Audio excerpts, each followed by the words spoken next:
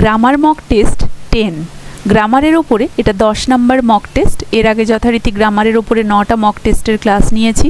যারা যারা সেই সমস্ত ক্লাসের ভিডিওগুলো অ্যাটেন্ড করনি অবশ্যই আমার চ্যানেল থেকে সেই ভিডিওগুলি দেখে নেবে, তাহলে আশা করি তোমাদের আগামী পরীক্ষার প্রস্তুতিতে অনেকটা সাহায্য হবে। ইংলিশে SLST 2025-এর প্রস্তুতির এই সিরিজে আমরা কভার করছি গ্রামার মক টেস্ট, যেখানে আজকের ক্লাসটি হচ্ছে গ্রামারের ওপরে 10 নম্বর মক টেস্ট ক্লাস। ভিডিওটি শুরু করার প্রথমেই বলে রাখি, এর আগের নির্ধারিত গ্রামার মক টেস্টের ক্লাসটা বিশেষ কিছু অসুবিধের জন্য আমি পোস্ট করতে পারিনি, সেজন্য সবার কাছে দুঃখিত। চেষ্টা করব আগামীতে সময় মতো ক্লাসগুলি করানোর। এছাড়া বলে রাখি, গ্রামারের প্রত্যেকটি টপিক রিলেটেড MCQ নিয়ে মেম্বারশিপ গ্রুপে মক টেস্ট হয়ে থাকে। তোমরা চাইলে প্রতিনিয়ত গ্রামার মক টেস্টের জন্য মেম্বারশিপ গ্রুপ জয়েন করতে পারো। গ্রুপের লিংক এই ভিডিওর ডেসক্রিপশন বক্সে দেওয়া থাকছে। তো সরাসরি কোয়েশ্চেন আনসার আলোচনা যাওয়ার আগে বলে রাখি, যারা যারা চ্যানেলে নতুন কাইন্ডলি চ্যানেলটা সাবস্ক্রাইব করবে এবং চ্যানেলটা ফলো করে বেল আইকনটা অবশ্যই প্রেস করে দেবে, তাহলে পরবর্তী প্র্যাকটিস সেটের নোটিফিকেশন সহজেই তোমার কাছে পৌঁছে যাবে। এছাড়া ভিডিওটা ভালো লাগলে অবশ্যই লাইক ও শেয়ারের পাশাপাশি একটা হাইপ করে দেবে এবং SLST সংক্রান্ত যাবতীয় নোটস ও প্র্যাকটিস সেটের জন্য PDF পেতে হলে তোমরা সরাসরি ডেসক্রিপশন বক্সে দেওয়া হোয়াটসঅ্যাপ নাম্বারে কন্ট্যাক্ট করতে পারো। এছাড়াও ধারাবাহিকতা বজায় রেখে ডেইলি মক টেস্টের জন্য তোমরা সরাসরি আমার অনলাইন মক টেস্ট ব্যাচেও জয়েন করতে পারো। অনলাইন মক টেস্ট ব্যাচের লিংক এই ভিডিওর ডেসক্রিপশন বক্সে দেওয়া থাকছে। আর SLST সংক্রান্ত কোনো ইনফরমেশন বা ইংলিশ রিলেটেড যে কোনো ধরনের কোয়ারি থাকলে তোমরা সরাসরি আমার টেলিগ্রাম গ্রুপে বা হোয়াটসঅ্যাপ চ্যানেলে যুক্ত হয়ে যেতে পারো। টেলিগ্রাম গ্রুপের লিংক এবং হোয়াটসঅ্যাপ চ্যানেলের লিংক এই ভিডিওর ডেসক্রিপশন বক্সে উল্লেখ করা থাকছে। তো আজকের গ্রামার মক টেস্টের কোয়েশ্চেন আলোচনাতে চলে আসি। আজকের মক টেস্টের প্রথম question, which of the following use a concessive clause appropriately? Though he is rich, though he is very rich, he lives a simple life. He is very rich, therefore lives simply. He lives a simple life because he is rich. Being rich, he lives simply. কোনটা হবে right answer? কোথায় কনসেসিভ clause appropriately follow হয়েছে? এক্ষেত্রে option A হবে right answer, কারণ কনসেসিভ clause সবসময় start হয় দো, অলদো বা ইভেন দো দিয়ে, তাই তো? তাহলে এক্ষেত্রে অপশন এ দো দিয়ে শুরু হয়েছে। So option A will be the right answer. Next question, identify the correct transformation using an appositive. Narendra Modi is the prime minister, he addressed the nation. বলেছে correct transformation using an appositive. Options দেওয়া রয়েছে, the prime minister addressed the nation, Narendra Modi comma the prime minister addressed the nation. সিতে রয়েছে Narendra Modi addressed the nation as the prime minister. ডিতে রয়েছে Narendra Modi who is the prime minister addressed the nation.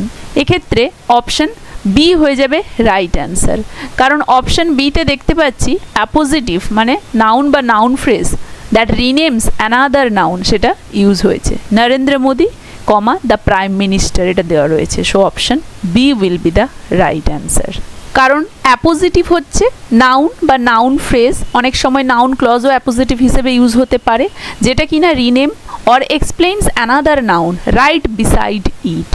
R appositive কিভাবে use করতে হয়? Comes immediately after the noun they explain, যে নাউনটাকে explain করবে তার ঠিক পরে বসবে। দুরকম হয়, এসেন্সিয়াল আর নন এসেন্সিয়াল, মানে রেস্ট্রিকটিভ আর নন রেস্ট্রিকটিভ। নন এসেন্সিয়ালের ক্ষেত্রে কি হয়?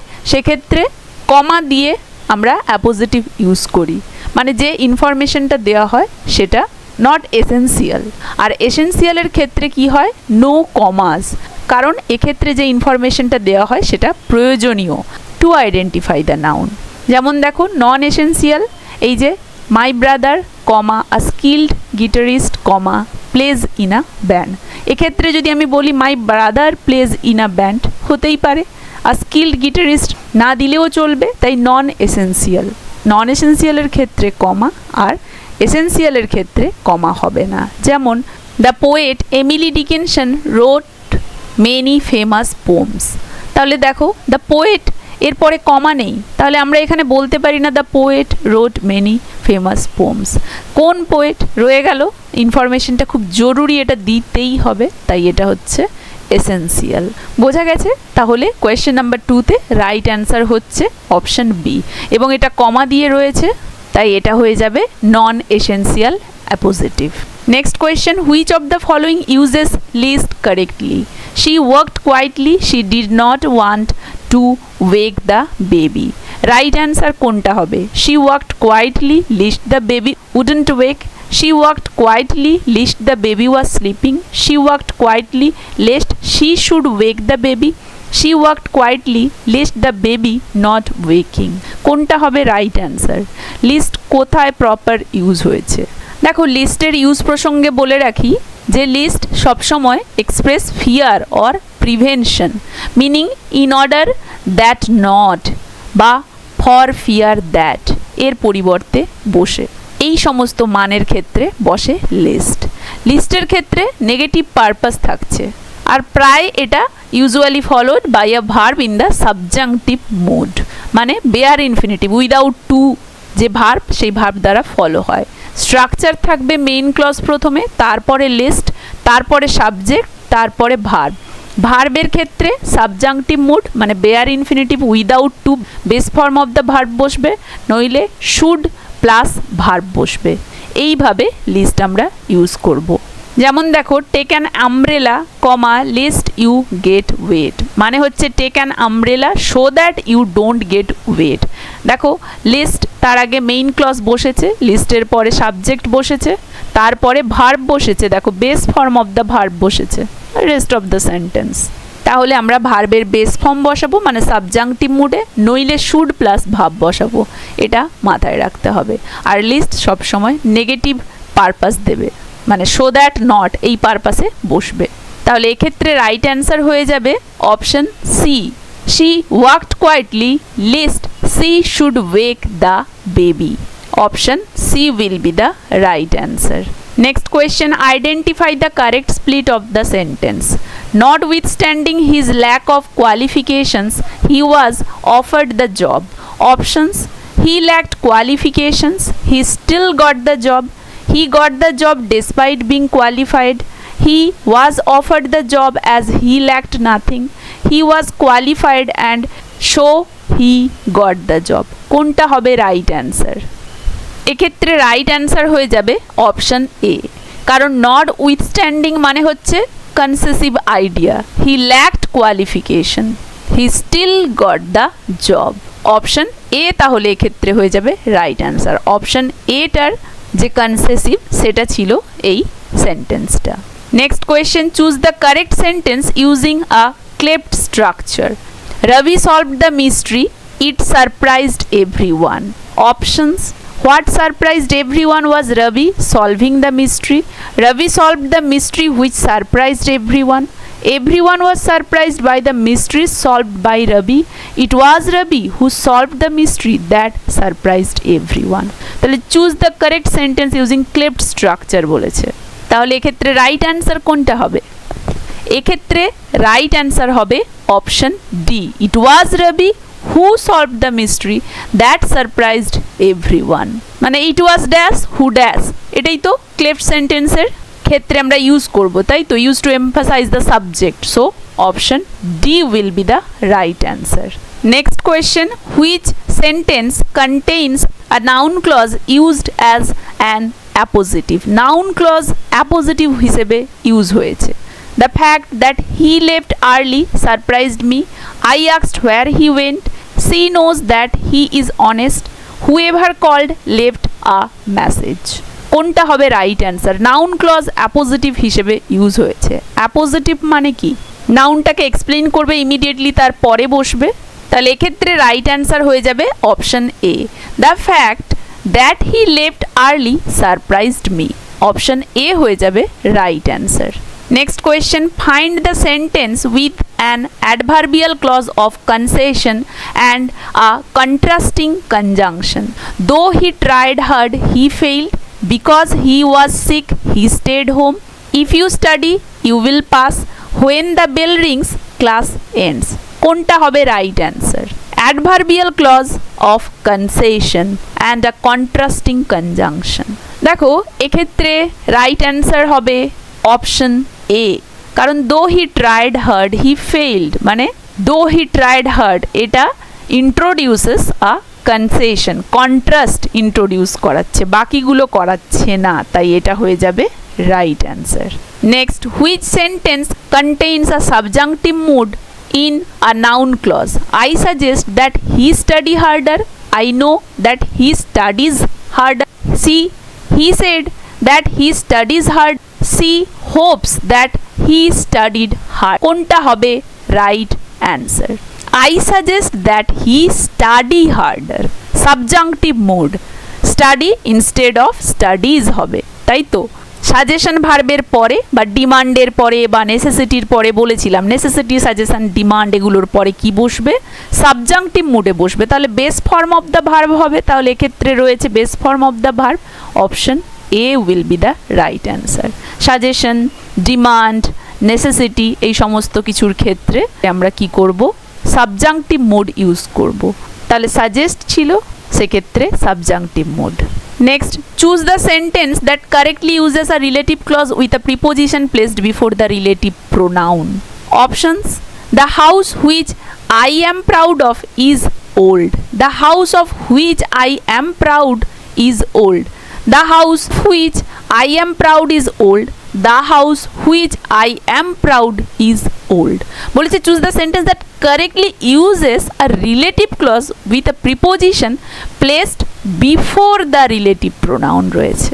তাহলে এক্ষেত্রে রাইট অ্যান্সার হবে অপশন বি, কারণ এক্ষেত্রে আমরা দেখতে পাচ্ছি ফর্মাল ইংলিশে প্রিপোজিশন অফ সবসময় রিলেটিভ প্রোনাউনের আগে বসে, হুইচের আগে বসবে। তাহলে দেখো এক্ষেত্রে of which I am proud is old এটা রয়েছে।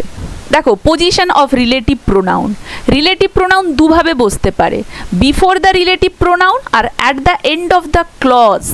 বিফোর দ্য রিলেটিভ প্রোনাউনের ক্ষেত্রে প্রথমে প্রিপোজিশন, তারপরে সেই রিলেটিভ প্রোনাউনটা, হুইচ, হুম এগুলো, যেটা ফর্মাল বা রিটেন ইংলিশে আমরা ইউজ করে থাকি।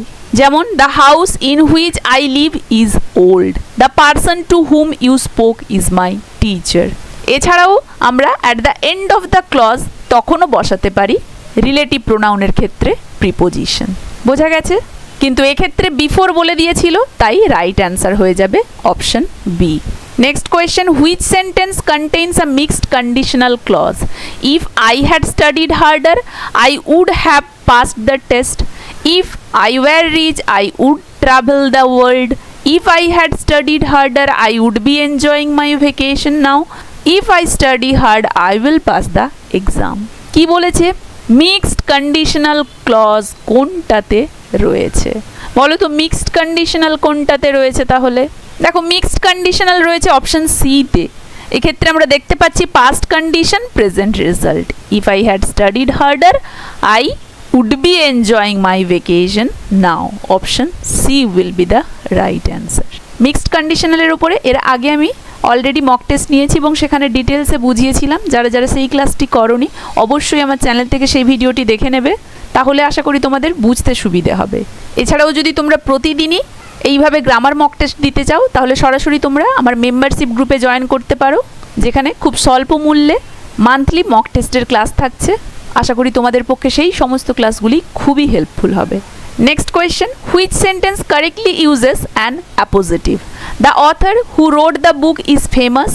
The author, a best-selling novelist, is famous.